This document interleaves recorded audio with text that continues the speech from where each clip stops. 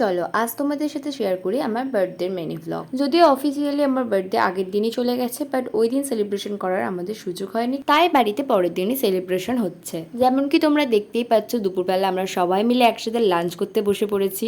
আর আজকে লাঞ্চের মেনুতে আছে ভাত, ডাল, আলু ভাজার ডাল, এঁচড়, চিংড়ি মাছ, চিংড়ি স্টাফিং করা, পটলের দরমা, যেটা আমার তো অল টাইম ফেভারিট, সাথে আমার ফ্যামিলির সবারই অল টাইম ফেভারিট। আর আছে চাটনি, মিষ্টি আর মিষ্টি দই। আর এই সময় বাড়িতে কিছু একটা নিয়ম ছিল, যার জন্য চিকেন, মাটন বা পায়েস কোনো কিছুই হওয়ার নিয়ম ছিল না। দারুণ লাঞ্চ এনজয় করে ঘুম থেকে না উঠতে উঠতেই আমার ভাই বোনেরা বলে দিল তুই রেডি হয়ে চলে, আর তারপরেই দেখো ওরা কি কি ব্যবস্থা করেছে।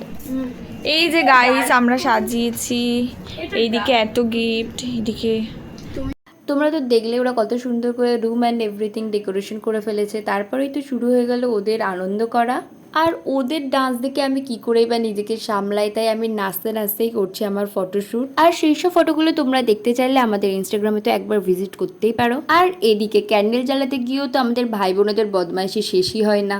ওপরের ঘরে ফটোশ্যুট কমপ্লিট করে আমরা সবাই মিলে নিচে চলে গিয়েছি সবাইকে নিয়ে কেক কাটার জন্য। এমনকি কেক কাটিং এর সময় ওদের বদমাইশিগুলো দেখো। Happy birthday to you. Happy birthday dear Lady. Happy birthday to you.